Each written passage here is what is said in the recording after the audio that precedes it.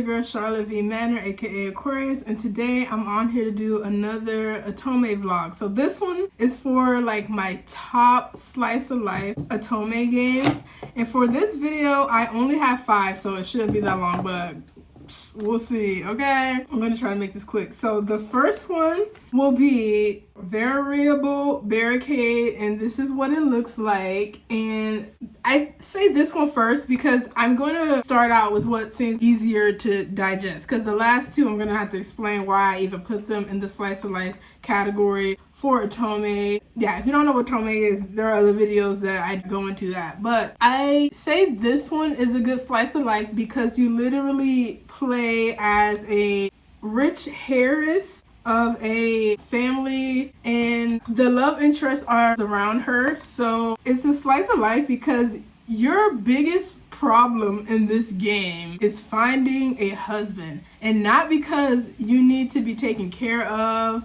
to live a kept life. You're already kept. Your grandfather in this game thinks that you need a husband to actually add some fun to your life, because in this game the character that you play, she's like rich and beautiful, but she's like too serious. So it's one of those games where you have to get with a guy to help her be less serious. So I kind of like this concept, but I know it's not for everyone. But it is a slice of life. Like, you go to school, your private schools, you eat in your extravagant private school cafeteria, then after that you hang out and go shopping with like your rich best friend who is also obsessed with cosplay in this game. So just very slice of life, simple, down to earth things. I really like all the characters. I know this guy has like a fetish for being stepped on. This guy is super alluring. Like, women like him, but it's weird because this guy too,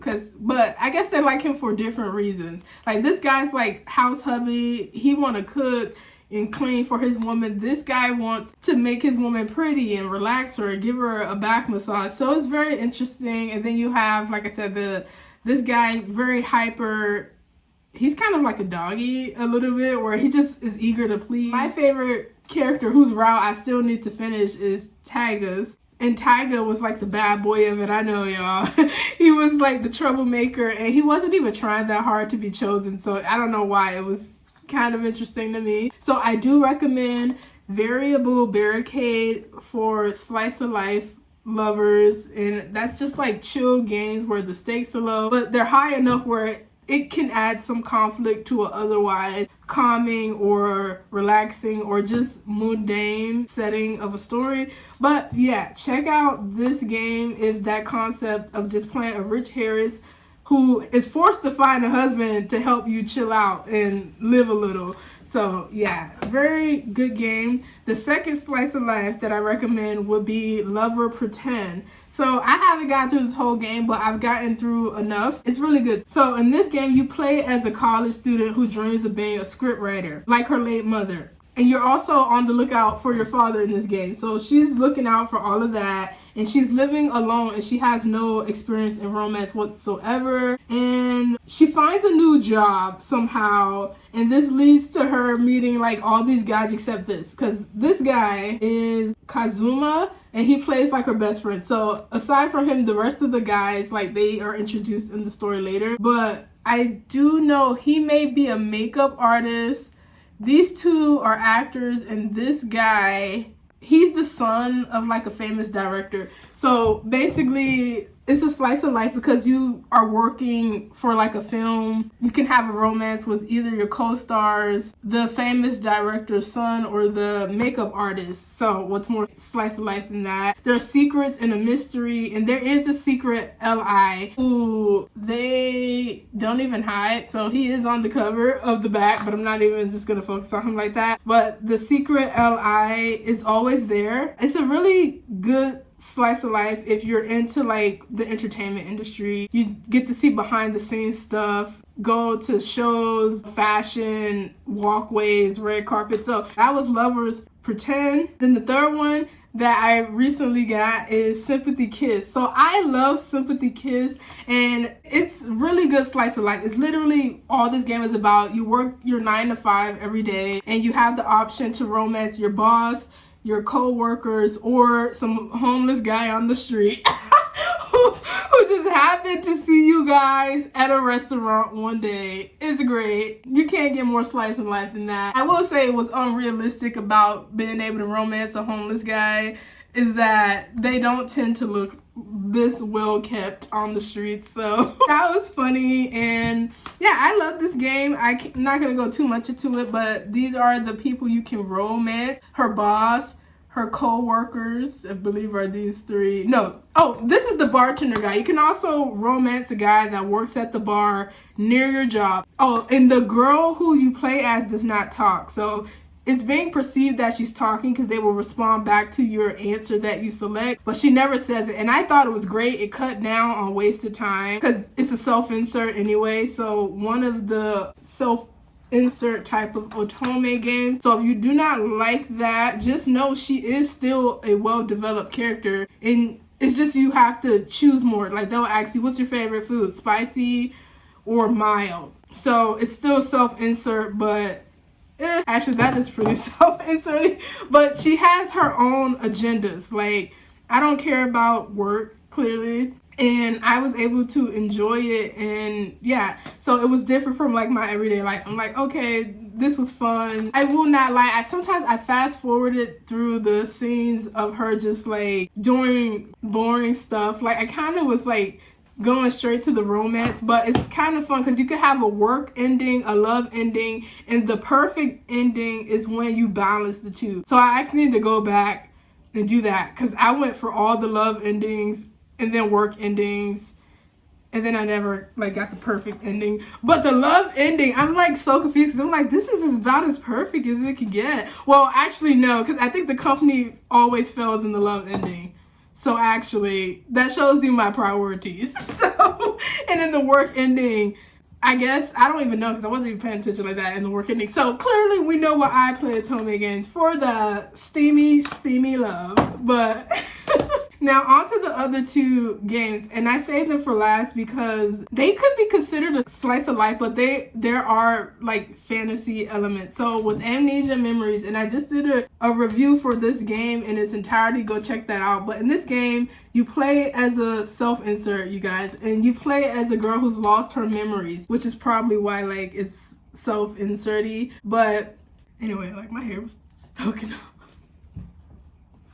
But you play as a girl who's lost her memories, and there's a spirit attached to you. His name is Orion, and Orion wants to help you get your memories back because the spirit is the reason that you lost your memories. And so that starts the quest of regaining your memories. But that's the interesting thing. You have to choose the world that you think you were in. And there are multiple worlds with the same people in it. So unfortunately, it's just Russian roulette. You choose the world and the guys make up the world. So the diamond world, the heart world, the spade and the clover and the diamond, and then the secret world of the Joker. Very interesting game. One of my favorite games actually, and I do recommend you check it out. It has so many fantasy elements, but I consider this a slice of life because once you're in the game, you're basically just going to work, going shopping with friends, going on a cabin trip with your co-workers, things like that. Eating at cafes, you work at a cafe in most of the routes, or you're dating someone that works in a cafe in the route. So as slice of life as you could get, aside from her losing her memory and then having the spirit attached to her on top of like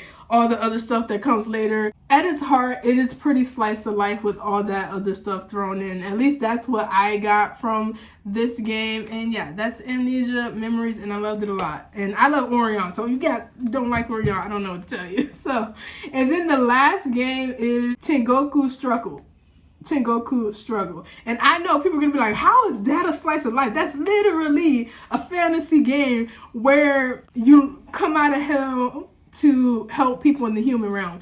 And I get that, but hear me out. When you get to the human realm, what are you doing most of this game?